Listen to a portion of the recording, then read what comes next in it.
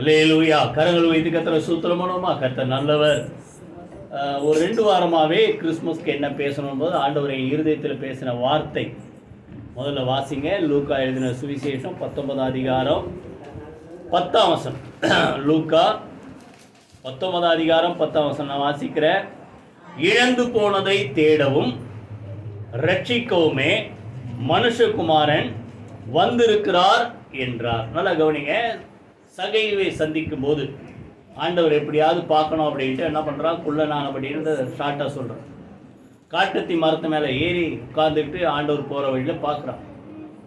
பார்த்தோன்னே அந்த மரத்துக்கு நேராக ஆண்டவர் வந்த உடனே அண்ணாந்து பார்த்து சகையை பார்த்து சொல்கிறாரு, சகைவே சீக்கிரமாக என்ன செய், இறங்கி வா, இன்றைக்கு நான் என்ன செய்யணும், உன் வீட்டில் தங்கணும். புரியுதா? அப்படி சொன்னோன்னே சந்தோஷமாக கூட்டின்னு போகிறார் சகை. ஆனால் அந்த ஊரில் சகைவை அறிந்தவர்கள், அவன் பெரிய ஒரு பணக்காரன், வரி வசூல் பண்ணுறான். அந்த காலத்தில் அந்த வரி வசூல் பண்ணுறவங்க வாழ்க்கை ரொம்ப என்ன சொல்கிறது, ஆடம்பரமாக இருக்கும். அநியாயமாக வரி வசூல் பண்ணி அவங்க கொஞ்சம் ஆதாயமாக வச்சுக்குவாங்க. அப்போது இவன் இப்படிலாம் அநியாயமாக ஆதாயம் பண்ணி வச்சுருக்கிறானே, இவன் வீட்டுக்கு இயேசு போகலாமா அப்படின்ட்டு முறுமுறுக்கும் போது அப்போ தான் ஆண்டவர் சொல்கிறாரு. அதுக்கு முன்னாடி சகை மனம் திரும்பி சொல்கிறான், ஆண்டவரே நான் எதையாவது அநியாயமாக வாங்குறேன்னா 4 மடங்கு என்ன செய்கிறேன், திருப்பி கொடுத்துட்றேன், என் ஆஸ்தியில் பாதி ஏழைகள் கொடுத்துட்றேன்.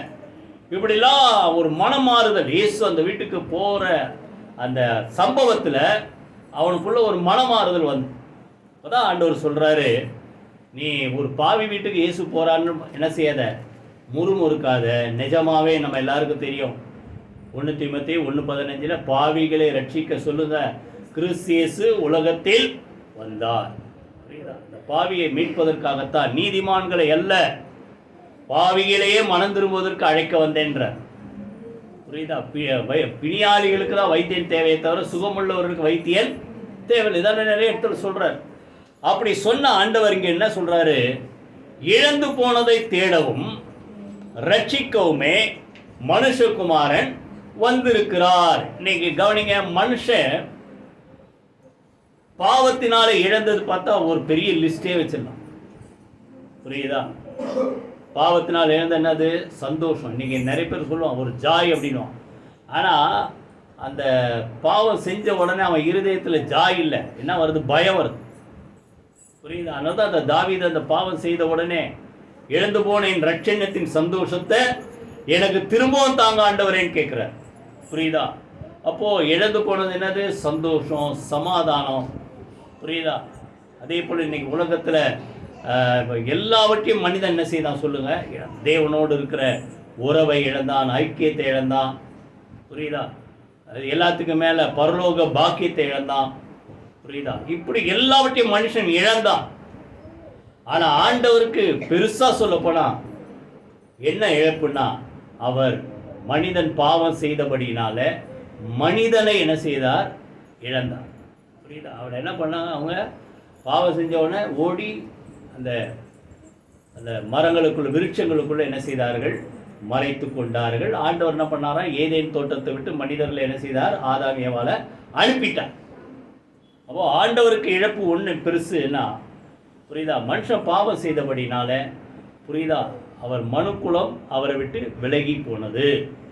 இப்போ நல்லா கவனிங்க, விலகி போன மனிதனை திரும்பமாக சேர்ப்பதற்காகத்தான் ஆண்டவராக இயேசு கிறிஸ்து இன்றைக்கு உலகத்தில் 2000 வருஷத்துக்கு முன்பாக மனிதனாய் பிறந்திருக்கிறார். கைவீதிகத்தில் சூத்திரமாக நான் சொல்ற ஷார்ட்டாக சொல்லணும்னா, புரியுதா, மனுஷகுமாரனை தேவகுமாரனாக மாற்றுவதற்காக, தேவனுடைய பிள்ளைகளாக இல்லைனா மாற்றுவதற்காக தேவனுடைய ஒரே பேரான குமாரனாக ஆண்டவராக இயேசு கிறிஸ்து மனுஷகுமாரனாக இந்த உலகத்தில் பிறந்தார். கைவீதிகத்தில் சூத்திரமும் அதான் சொல்றாரு, இழந்து போனதை தேடவும் ரட்சிக்கவுமே மனுஷகுமாரன் இந்த உலகத்தில் வந்திருக்கிறார். 3 ஷார்ட்டா, மனுஷன், புரியுதா, பாவம் செய்தபடினால இழந்த நிறைய விஷயம் இருக்குது.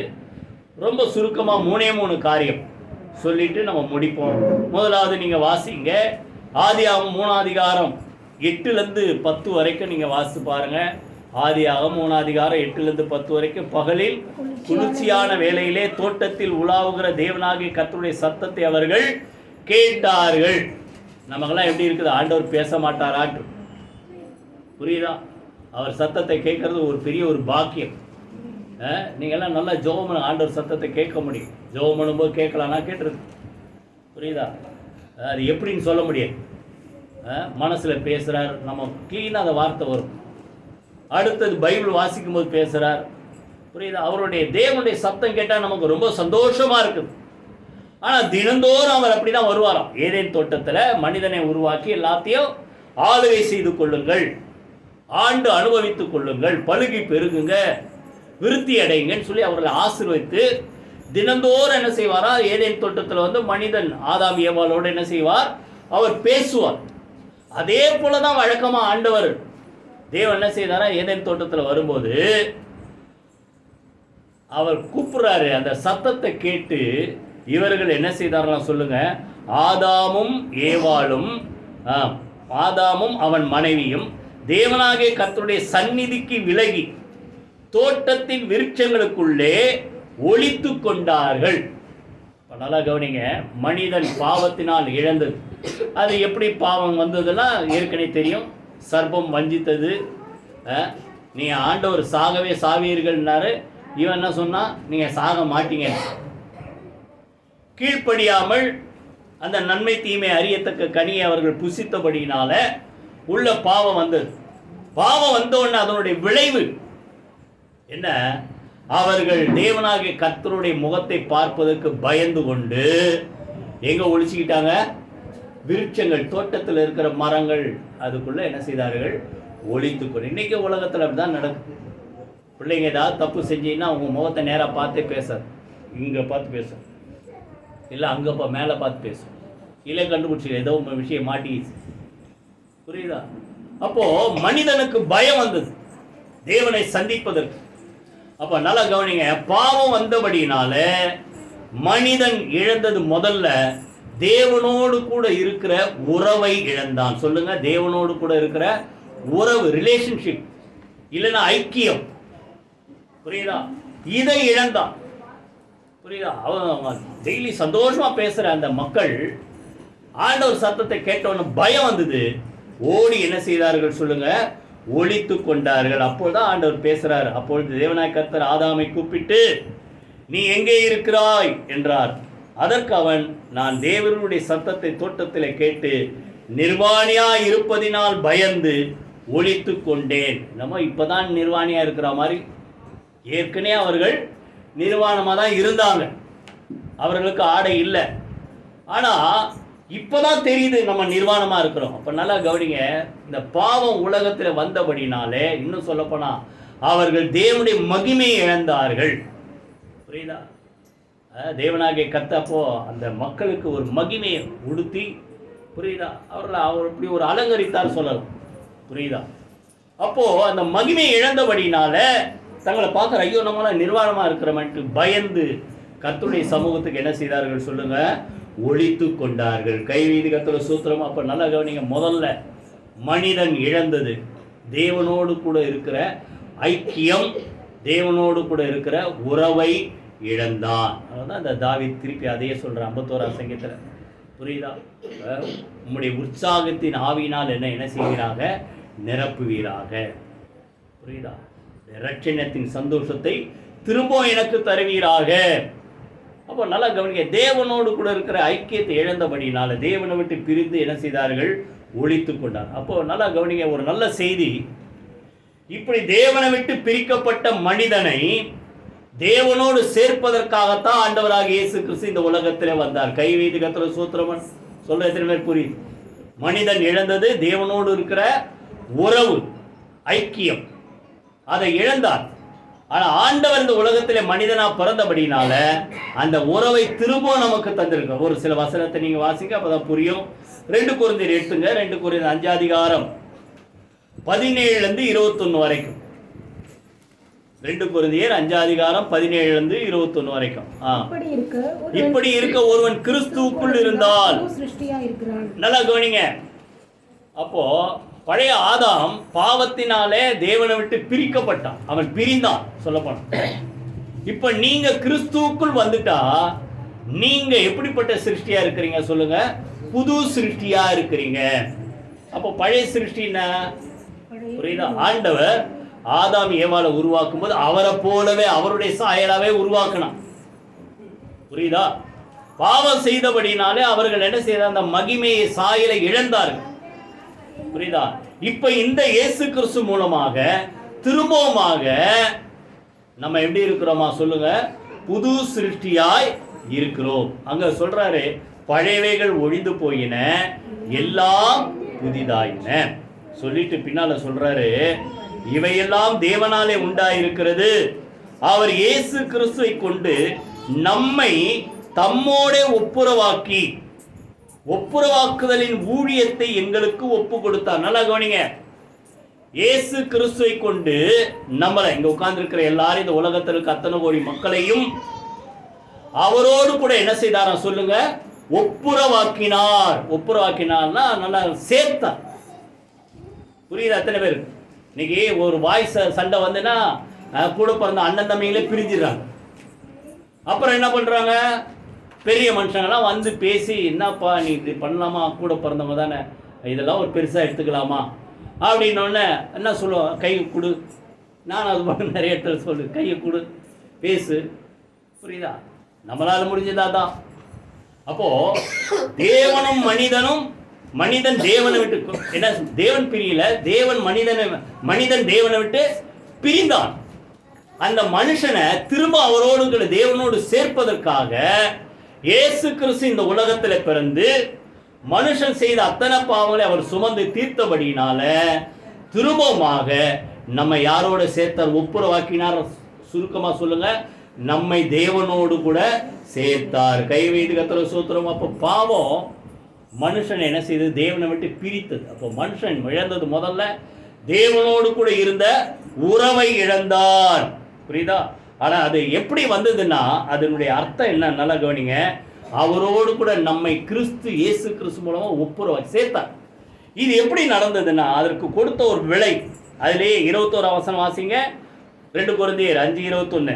நாம் அவருக்குள் தேவனை நீதி ஆகும்படிக்கு, நல்லா கவனிங்க, நீதிமான தேவன் படைத்தார். ஆதாம் ஏவாளை அவரை போல படைத்தார் திருப்பி சொன்னான். அப்போ அந்த தேவ நீதி பாவத்தினால் அவன் இழந்தபடினால, புரியுதா, நாம் அவருக்குள் இந்த தேவ நீதியை திருப்பி பெற்றுக்கொள்ளும்படியாக, புரியுதா, இந்த நீதிமானாகிய ஆண்டவராகிய இயேசு கிறிஸ்து நமக்காக என்ன செய்தார் சொல்லுங்க? ரத்தம் சிந்தினார். நாம் அவருக்குள், புரியுதா, தேவனுடைய நீதி ஆகும்படிக்கு, இழந்த நீதியை நாம் திரும்ப பெற்றுக்கொள்ளும்படிக்கு பாவம் அறியாத அவரை சொல்லுங்க நமக்காக என்ன செய்தாராம்? தேவன் பாவம், அவரிடத்துல பாவம் இல்லை. நியாய தீர்த்த பிலாத்து அந்த கவர்னர் சொல்லலாம். அவன் சொல்றான், நியாயாதிபதி, இவரிடத்துல ஒரு குற்றத்தை பார்க்கலையே. புரியுதா? பாவமே அறியாமல், புரியுதா, பரிசுத்த ஆவியினால் பிறந்த தேவனுடைய குமாரனாக இயேசு கிறிஸ்து நமக்காக என்ன செய்யப்பட்டார் சொல்லுங்க? பாவம் ஆனார். நம்முடைய பாவங்களை அவர் என்ன செய்தார்? அவர் தாமே நம்முடைய பாவங்களை சுமந்தார். புரியுதா? அப்போ இவர் நம்முடைய பாவங்களை ஏற்றுக்கொண்டபடினாலே நாம் தேவ நீதிக்குள்ள வந்தோம். தேவனோடு கூட திரும்பமா என்ன செய்யப்பட்டோம் சொல்லுங்க? சேர்த்து கொள்ளப்பட்டோம். கை வைத்து கர்த்தரை ஸ்தோத்திரம் பண்ணுவோமா? இன்னொன்று, அந்த உறவு எப்படி வருது? இன்னும் ஒரு வசனம் வாசித்து அடுத்தது போவோம். கலாத்தியர் 4ஆம் அதிகாரம் எடுங்க. கலாத்தியர் 4ஆம் அதிகாரம் 5 நீங்க வாசித்து பார்த்தீங்கன்னா, காலம் நிறைவேறின போது ஸ்திரீனிடத்தில் பிறந்தவரும் நியாய பிரமாணத்துக்கு கீழானோருமாகிய தம்முடைய குமாரனை தேவன் அனுப்பினார். நல்லா கவனிங்க. காலம் அந்த ஒரு டைம் கரெக்டா தேவன் குறித்த காலம் வரும்போது அவர் எப்படி பிறந்தவர் சொல்லுங்க? ஸ்திரீயின் வித்து. ஆதியாகமத்தில் சொல்றார், உன் வித்துக்கும் ஸ்திரீயின் வித்துக்கும். அப்போ அவர் ஸ்திரீயின் இடத்தில் பிறந்தவர். ஸ்திரீயின் வித்தா இந்த உலகத்தில் அவர் பிறந்தவர். சரியா? ஸ்திரீயின் இடத்தில் பிறந்த இந்த இயேசுவை தேவன் நமக்காக என்ன செய்தார்? அனுப்பினார். எதனாலன்னா 6, மேலும் நீங்கள் புத்திரராய் இருக்கிறபடினாலே அப்பா பிதாவே என்று கூப்பிடத்தக்கதாக தேவன் தமது குமாரனுடைய ஆவியை உங்கள் இருதயத்தில் அவர் இந்த உலகத்தில் வந்தபடினால குமாரன் இயேசு கிறிஸ்து யார் சொல்லுங்க? தேவனுடைய குமாரன். அவர் நமக்குள்ள தந்தது குமாரனுடைய ஆவி, அவருடைய ஆவியை நமக்குள்ள தந்தபடினால, புரியுதா, நம்ம தேவனை என்னென்ன கூப்பிடலாம்? அப்பா பிதாவே. புரியுதா? அப்போ அதுக்கு முன்னாடி கடவுளே கடவுளே கடவுளே, தேவனே கர்த்தரே இப்படிதான் கூப்பிட்டாங்க. இப்போ இயேசு கிறிஸ்து நமக்காக இந்த உலகத்தில் வந்தபடினால அந்த உறவை புதுப்பித்து, மனிதன் இழந்த அந்த உறவை ஆண்டவர் புதுப்பித்து உரிமையோடு கூட, ஃபாதர் நல்லா பாடிடும், அப்பா பிதாவே என்று அழைக்கும் உரிமையை எனக்கு தந்தார். புரியுதா? அப்போ அந்த அப்பா பிதாவே என்று கூப்பிடத்தக்கதான உறவை, உரிமையை ஆண்டவர் நமக்கு தந்திருக்கிறார். கைவீதிகத்திர சூத்திரமனோம். இழந்து போனதை தேடவும் ரட்சிக்கவுமே மனுஷகுமாரனாக இயேசு கிறிஸ்து இந்த உலகத்தில் வந்தார். முதல்ல இழந்து போன தேவனோடு கூட இருக்கிற ஐக்கியம், உறவு, உரிமை, இதை ஆண்டவர் நமக்கு தந்திருக்கிறார். ரெண்டாவது வாசிங்க, ஆதியாகமத்திலேயே 1:28. யாராவது வாசிங்க, ஆதியாகமம் 1:28. பின்பு தேவன் அவர்களை நோக்கி, நீங்கள் பலுகி பெருகி பூமியை நிரப்பி அதை கீழ்ப்படுத்தி சமுத்திரத்தின் மச்சங்களை, ஆகாயத்து பறவைகளை, பூமியின் நடமாடுகிற சகல ஜீவ ஜந்துக்களையும் ஆண்டு கொள்ளுங்கள் என்று சொல்லி தேவன் அவர்களை ஆசீர்வதித்தார். நல்லா கவனிங்க. ரெண்டாவது, மனிதனுக்கு தேவன் ஆளுகை தந்தார். இந்த உலகம் முழுச உன் கையில கொடுக்குறன்ட்டார். நீ என்ன செய்? எல்லாத்தையும் ஆளுகை செய், ஆண்டு கொள்ளுங்கள் என்று சொல்லி ஆதாம் ஏவாளை தேவன் என்ன செய்தார சொல்லுங்க? ஆசீர்வதித்தார். அப்போ மனிதனுக்குள்ள பாவம் வந்தபடினால அந்த ஆளுகையை மனிதன் இழந்தான். அதான் யோவான்ல ஆண்டவர் சொல்றார் 8:42 பாவம் செய்கிற எவனும் பாவத்துக்கு அடிமையாக இருக்கிறான். புரியுதா? அப்போ எல்லாத்து மேல இருந்த ஆளுகை, சாத்தான் மேல ஆளுகை, பாவத்து மேல ஆளுகை, இந்த உலகத்தில் அத்தனை சிருஷ்டிக்கு மேல ஆளுகை, பாவம் மனிதனுக்குள்ள வந்தபடினால எதை இழந்தான் சொல்லுங்க? ஆளுகையை இழந்தான். உங்களுக்கே நல்லா தெரியும், ஏதாவது தப்பு பண்ணிட்டா மனசுல ஒரு பயம் வரும், தைரியம் போயிடும். தைரியம் போச்சுன்னா ஆளுகை போச்சு. புரியுதா? அப்போ மனிதன் இந்த உலகத்துல பாவத்தினால இழந்தது என்ன சொல்லுங்க? ஆளுகையை இழந்தான். ஆண்டவர் ஆளுகையை தந்தார், எல்லாத்தையும் நீங்க ஆண்டு கொள்ளுங்க. அதற்கு பிறகு திருப்பி மனிதனை ஆசீர்வதிக்கிறார். பாருங்க, ஒரு வசனம் வாசிங்க, 9ஆம் அதிகாரம் 1ஆம் வசனம். யாராவது வாசிங்க, ஆதியாகமம் 9:1. பின்பு தேவன் நோவாவையும் அவன் குமாரரை ஆசீர்வதித்து, நீங்கள் பலுகி பெருகி பூமியை நிரப்புங்கள். என்ன மிஸ் ஆயிடுச்சு? ஆதாம் ஏவாளுக்கு சொன்னது ஆசீர்வாதம், பலுகி பெருகி பூமியை நிரப்பி அதை ஆண்டு கொள்ளுங்கள். புரியுதா? மனுஷன் பாவம் செய்தபடினாலே அதற்கு பிறகு நோவாவுடைய சந்ததியில தான் இன்னைக்கு எல்லாரும் இருக்கிறோம். உலகம் முழுசுமே நோவாவுடைய 3 பிள்ளைங்க மூலமா தான் இருக்குது இன்னைக்கு. புரியுதா? சேம், காம், யாபே. புரியுதா?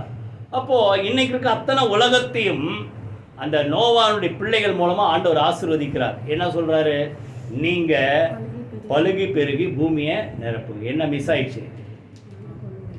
கவனிச்சிங்களா? என்ன மிஸ் ஆயிடுச்சு? ஆளுகை மிஸ் ஆயிடுச்சு. அப்போ பாவத்தினாலே மனிதன் இழந்தது. புரியுதா? இந்த உலகத்துல இருக்கிற அத்தனை சிருஷ்டிகள் மேல, புரியுதா, எதை இழந்தான் சொல்லுங்க? ஆளுகையை இழந்தான். இது நீங்க புரியணும்னா எபிரேயருக்கு வாங்க. எபிரேயர் 2ஆம் அதிகாரத்தில் இருக்கு பாருங்க. எபிரேயர் 2ஆம் அதிகாரம் 8 வாசிங்க முதல்ல. சகலத்தையும் அவனுக்கு கீழ்ப்படுத்தினார் என்கிற விஷயத்தில் அவர் அவனுக்கு கீழ்ப்படுத்தாத பொருள் ஒன்றுமில்லை. அப்படி இருந்தும் இன்னும் அவனுக்கு அவர் அவனை ஆசீர்வதித்து கீழ்ப்படுத்தினார்.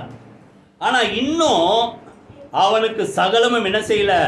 கீழ்ப்படுத்தப்படவில்லை. எல்லாம் அவனுக்கு மேல இருக்குது. இப்போ புரிஞ்சுதா? அப்போ ஆளுகை தேவன் முதல்ல கொடுத்தார் ஆதாம் ஏவாளுக்கு. பாவம் வந்தபடினாலே எதை இழந்தார்கள் சொல்லுங்க? அந்த அத்தாரிட்டி. ஆளுகை என்ன சொல்லுங்க? அத்தாரிட்டி. அதை இழந்தார்கள். புரியுதா? அத்தாரிட்டி ரொம்ப முக்கியம். இன்னைக்கு ஒரு பெரிய பெரிய ஆளுங்கெல்லாம் காரில் போகிறாங்க. ஒரு சாதாரண கான்ஸ்டபிள் அப்படி ரெட்டு என்னது இந்த என்ன இருக்கும் அந்த ரவுண்டு கையில் ஸ்டாப், இப்போ அது கூட வச்சிருக்காரு. சும்மா அப்படி கையை நீட்டினா நிறுத்திடணும் வண்டியை, எவ்வளோ பெரிய ஆளாக இருந்தாலும் சரி. புரியுதா? நான் ஒரு மாதம் 1 லட்ச ரூபா சம்பளம் வாங்குறேன், நீ கை நீட்டினா நிறுத்தணுமா? அப்படி இல்லை. அப்போது போலீஸ்காருக்கு, சாதாரண ஒரு போலீஸ்காருக்கு ஒரு அத்தாரிட்டி கவர்மெண்ட் கொடுக்குது. எத்தனை பேர் புரியுது? அதை போல மனிதன் அந்த ஆளுகை, அத்தாரிட்டி, அதிகாரத்தை என்ன செய்தான் சொல்லுங்க, இழந்தான். ஆனால் அந்த அதிகாரத்தை திரும்பி ஆண்டவர் சொல்கிறார், ஆண்டவர் கொடுக்குறார். லூக்கா 9 அதிகாரம், லூக்கா 10 அதிகாரம் இதை எடுத்து படித்து பாருங்க, புரியுதா? எல்லாவற்றின் மேலும் சகல பிசாசுகளையும் சகல வியாதிகளை குணமாக்கவும், புரியுதா, அதை துரத்தவும் உங்களுக்கு நான் என்ன செய்கிறேன், வல்லமையும் அதிகாரம் கொடுக்கிறேன். கை வைத்து கர்த்தருக்கு ஸ்தோத்திரம். அப்போ மனிதன் இழந்தான், ஆனால் ஆண்டவர் அந்த அதிகாரத்தை என்ன செய்தார் சொல்லுங்க, திரும்பவும் நமக்கு தந்திருக்கிறார். புரியுதா? ஆளுகை இழந்தான். அதனால தான் அந்த திருப்பி அந்த 2 அதிகாரம் வாங்க, எபிரேயரில் 9. என்றாலும் தேவனுடைய கிருபையினால் ஒவ்வொருவருக்காக மரணத்தை ருசி பார்க்கும்படி தேவ தூதரில் சற்று சிறியவராக்கப்பட்டிருந்த இயேசு மரணத்தை உத்தரித்தது நிமித்தம். அப்படின்னு அர்த்தம், அவர் மனிதனாக பிறந்தபடினாலே தேவ தூதர் சிறியவராக்கப்பட்டார். அவர் ஏற்கனவே அவர் தேவனுடைய குமாரனா அது மேலே தான் இருக்கிறார். சிறியவர் ஆக்கப்பட்டிருந்த இயேசு மரணத்தை உத்தரித்தது நிமித்தம் மகிமையினாலும் கனத்தினாலும் முடிசூட்டப்பட்டதை காண்கிறோம். அவர் மகிமை கனத்தை சுதந்திரித்துக் கொண்டார். அந்த அதிகாரம், மகிமை, கனம் அவரை விசுவாசிக்கிற ஒவ்வொரு மக்களுக்கும் ஆண்டவர் கொடுக்கிறார். கைவீதி கர்த்தருக்கு ஸ்தோத்திரம். அதான் இந்த மத்தேயு 28 அதிகாரம் 18ஆம் வசனத்தில் பரமேறி போறதுக்கு முன்பாக உயிர்த்தெழுத இயேசு சொன்னதுன்னா, இதோ வானத்திலும் பூமியிலும் சகல அதிகாரமும் எனக்கு கொடுக்கப்பட்டிருக்கிறது, ஆகையினால நீங்க புறப்பட்டு போங்க, அந்த அதிகாரத்தை நான் உங்களுக்கு கொடுத்து அனுப்புறேன். புரியுதா? கொலோசியரில் நீங்க பார்த்தீங்கன்னா துரைத்தனங்களையும் அதிகாரங்கள் என்ன செய்தாராம், அவர் சிலுவையில ரத்தம் சிந்தினபடினாலே உரிந்து கொண்டார். புரியுதா? மனுஷன் மேல இருந்த அதிகாரத்தை பிசாசு பிடிக்கிட்டான், அவன் ஆளுகை செய்து வந்தான். ஆனா சிலுவையில இயேசு ரத்தம் சிந்தினபடினால அந்த அதிகாரத்தையும் துரைத்தனங்கள் என்ன செய்தாராம், உரிந்து கொண்டு வெளியரங்கமான கோலமாக்கினார். அந்த வல்லமை அதிகாரத்தை யாரு கொடுக்கிறார் சொல்லுங்க, அவரை விசுவாசிக்கிற ஒவ்வொரு தேவ பிள்ளைகளுக்கும் தேவன் கொடுக்கிறார். கைவீதி கர்த்தருக்கு ஸ்தோத்திரம். அதான் அந்த வெளிப்படுத்த எனக்கு ரொம்ப பிடிச்ச வார்த்தை. அந்த ஒரே ஒரு வசனம் வாசித்து அது அடுத்து போவோம். 5:9 யாராவது ஒருத்தர் வாசிங்க. 5 அதிகாரம் 9ஆம் வசனம் வாசிங்க. புஸ்தகத்தை வாங்கவும் அதன் முத்திரைகளை உடைக்கவும் பாத்திரரா இருக்கிறீர். ஏனெனில் நீர் அடிக்கப்பட்டு இயேசு கிறிஸ்து நமக்காக அடிக்கப்பட்டு சகல கோத்திரங்களிலும் பாஷைக்காரரிலும் ஜனங்களிலும் ஜாதிகளிலும் இருந்து எங்களை தேவனுக்கு நம்முடைய ரத்தத்தினாலே மீட்டுக்கொண்டு, அவருடைய ரத்தத்தினாலே நம்ம மீட்டுக்கொண்டார். மீட்டுக்கொண்டபடினால 10ஆம் வசனம் வாசிங்க. எங்கள் தேவனுக்கு முன்பாக எங்களை ராஜாக்கள் என்ன சொல்லுங்க, அத்தாரிட்டி, அதிகாரம். அடுத்தது ஆசாரியர்களும் ஆக்கினீர், நாங்கள் பூமியிலே அரசாளுவோம் என்று புதிய பாட்டை பாடினார். அப்போ பழைய பாட்டு என்னது, அடிமை, அதிகாரத்தை இழந்தான், ஆளுகை இழந்தான். புரியுதா? மீட்டுக்கொண்டவர்கள் பாடின புதிய பாட்டு என்ன சொல்லுங்க, நாங்கள் ஆளுகை செய்வோம். கைவீதி கர்த்தருக்கு ஸ்தோத்திரம். புரிஞ்சுதா? இழந்து போனதை தேடவும் ரட்சிக்கவும் மனுஷகுமாரன் இந்த உலகத்தில் வந்தார். மனுஷன் எழுந்தது முதல்ல சொல்லுங்க, தேவனோடு இருந்த உறவு, ஐக்கியம். 2வது, இந்த உலகத்தில் எத்தனை மேலே இருக்கிற அதிகாரம், ஆளுகை இழந்தான். அது ஆண்டவர் இயேசு நமக்காக சிலுவையிலே ரத்தம் சிந்தினபடினாலே திரும்ப நமக்கு கொடுத்திருக்கிறார். 3வது, எதை இழந்தான், அது திருப்பி வாங்க. ஆதியாகமத்திலேயே 2 அதிகாரம் 16, 17. தேவனாகிய கர்த்தர் மனுஷனை நோக்கி, நீ தோட்டத்தில் உள்ள சகல விருட்சத்தின் கனியையும் புசிக்கவே புசிக்கலாம், எல்லாத்தையும் நீ சாப்பிடு. ஆனாலும் எத்தனை ஆயிரக்கணக்கான விருட்சங்கள் இருந்து, மரங்கள் இருந்து தெரியல, எத்தனை கனிகள் இருந்து தெரியல. புரியுதா? இன்னைக்கு ஒரு சில ஃப்ரூட் மார்க்கெட் போனால் நம்ம இதுவரைக்கும் வாழ்க்கையில் கேள்விப்படாத படம் விற்கிது. அது போல நிறைய இருக்குது, எல்லாத்தையும் சாப்பிடு. ஆனாலும் இருக்குதா 17? ஆனாலும் நன்மை தீமை அறியத்தக்க விருட்சத்தின் கனியை புசிக்க வேண்டாம். சாதம் மாத்திரம் சாப்பிடாத, ஏனென்றால் அதை நீ புசிக்கும் நாளில் சொல்லுங்க சாகவே சாவ. அதை மாத்திரம் எப்பவுமே நம்ம ஆளுங்கள் பார்த்தீங்கன்னா, பெரிய மனுஷனுக்கு இருக்க பெரிய பிரச்சனை என்ன, எல்லாம் பண்ணிக்க, இதை மாத்திரம் செய்யாதன்னா அவன் கண் எது மேல தான் போவோம். இதுல என்ன இருக்குது, ஏன் இதை மாத்திரம் செய்யாதன்றாங்க. அதை தேடி தான் பார்ப்போமே, செய்யதான் பார்ப்போம். புரியுதா? மனுஷனுடைய இயல்பு சுபாவம் தான். அப்போ ஆயிரக்கணக்கான கனிமரங்கள் இருக்குது, எல்லாத்தையும் சாப்பிடுன்னா இது ஒன்றை சாப்பிடாதன்னா அது சாப்பிட்டா என்னதான் ஆகும் பார்ப்போமே. அதுக்கேற்ற மாதிரி சர்ப்பம் என்ன பண்ணுச்சு, நீங்கள் என்ன சொல்கிறோம், அவர் சொல்கிறாரு சாகவே சாவீர்கள். 3 அதிகாரம் 4ஆம் வசனம் வாசிங்க, 3:4. அப்பொழுது சர்ப்பம் ஸ்திரீயை நோக்கி, நீங்கள் சாகவே சாவதில்லை. எதை நம்புவீங்க? ஆண்டவர் சொல்கிற சாவே சாவ போகிற, அது சாப்பிட்டீங்கன்னா சாவுன்னா அர்த்தம். உலகத்தில் எல்லாருக்கும் வருது, ஒரு 70 வருஷம் 80 வருஷம், ஒரு சில 100 வருஷம் வாழ்ந்து மறிக்கிற, அது இல்லை. அந்த ஆத்துமாவிலே மரணம் வரும், ஆத்துமா சாகும். எசேக்கியேல் 18:20 பாவம் செய்கிற ஆத்துமா சாகும். புரியுதா? அப்படி உன் ஆத்துமாவிலே மரணம் வரும், நீ நித்திய ஜீவனை இழந்து போவாயின்னு சொல்லிட்டு சொல்கிறாரு, வான் பண்ணுறாரு. அதை மாத்திரம் சாப்பிடாத, சாப்பிட்டா நீ சாவ. ஆனால் பிசாசு என்ன சொல்கிறான், அதை நீ சாப்பிடு, நீ சாக மாட்ட. புரியுதா? யார் வார்த்தை கீழ்ப்படியணும்? டெய்லி வந்து ஆண்டவர் பேசுகிறாரு, அவர் வார்த்தை கீழ்ப்படியணும்ல. ஆனால் இந்த ஏவாளும் ஆதாமும் பிசாசுடைய வார்த்தை கீழ்ப்படிந்து இச்சித்து பறித்து புசித்தார்கள். உள்ள என்ன வந்தது? பாவம். அப்போ நல்லா கவனிங்க, ஆண்டவர் சொன்ன வார்த்தையின்படி இதை சாப்பிட்டா நீ சாவ அப்படின்னாரு. அப்போது இதை சாப்பிட்டா உனக்கு நித்திய ஜீவன் இல்லை. புரியுதா? என்ன இல்லை? நித்திய ஜீவன் இல்லை. அப்போது மனிதன் பாவம் செய்தபடினால அவனுக்குள்ள என்ன வந்தது? ஆத்மாவிலே பாவம் வந்தபடினால நித்திய ஜீவனை அவன் என்ன செய்தான் சொல்லுங்க? இழந்தான். அதனால தான் பார்த்தீங்கன்னா அவனுக்குள்ள பாவம் வந்த உடனே பின்னால் திருப்பி ஒரு வசனம் வாசிங்க, அப்போ தான் புரியும். 22 வாசிங்க, 3:22. இதோ மனுஷன் நன்மை தீமை அறியத்தக்கவனாய் நம்மில் ஒருவரை போல ஆனான். இப்பொழுது அவன் தன் கையை நீட்டி ஜீவ விருட்சத்தின் கனியை புசித்து என்றைக்கும் உயிரோடு இராதபடிக்கு செய்ய வேண்டும் என்று சொல்லி அவன் எடுக்கப்பட்ட மண்ணை பண்படுத்த தேவனாய் கர்த்தர் அவனை ஏதேன் தோட்டத்திலிருந்து அனுப்பிவிட்டார். பின்னால கேருபெண்கள் சுடரொளி பட்டயத்தை காவலுக்கு வச்சிட்டார். சுருக்கமாக சொல்லணும்னா ஒரு பெரிய பங்களாவில் உங்களை கழுத்தை பிடிச்சி தெருத்திட்டு வாட்ச்மேன் பார்த்துக்க உள்ளே வராதபடிக்கின்ற மாதிரி. புரியுதா? ஏதேன் தோட்டத்தை தொட்டு மனுஷன் என்ன பண்ணிட்டாரா? துரத்திட்டார். ஏன்னா ஏதேன் தோட்டத்தில் நன்மை தீமை அறியத்தக்க விருட்சமும் இருந்தது, ஜீவ விருட்சமும் இருந்தது. புரியுதா? நன்மை தீமை அறியத்தக்க கனியை சாப்பிட்டா பாவம் வந்தது. இப்போ ஜீவ விருட்சத்தின் கனியை சாப்பிட்டா சாவே இல்லாமல் போயிடும். அப்படின்னு என்ன அர்த்தம்? பாவத்துக்கு முடிவில்லாமல் போய்விடும். எத்தனை பேர் புரியுது? புரியுதா? அந்த ஜீவ விருட்சம்னா என்ன சொல்றது, அந்த ட்ரீ ஆஃப் லைஃப், அது உயிர் கொடுக்குற ஒரு கனி. அதை சாப்பிட்டா சாவே இல்லை. அப்போ உள்ள பாவம் வந்துச்சு, நான் அதை சாப்பிட்டேன்னா எனக்குள்ள இருக்கிற பாவத்துக்கு என்ன இல்லாமல் போயிடும். புரியுதா நான் சொல்றது? எனக்குள்ள இருக்கிற பாவத்துக்கு என்ன இல்லாமல் போயிடும், சாவு இல்லாமல், இல்லைன்னா முடிவு இல்லாமல் போயிடும். அதனால பாவத்துக்கு முடிவு உண்டாக்கணுன்றதுக்காகவே அவனை எங்க அனுப்பிட்டாரு?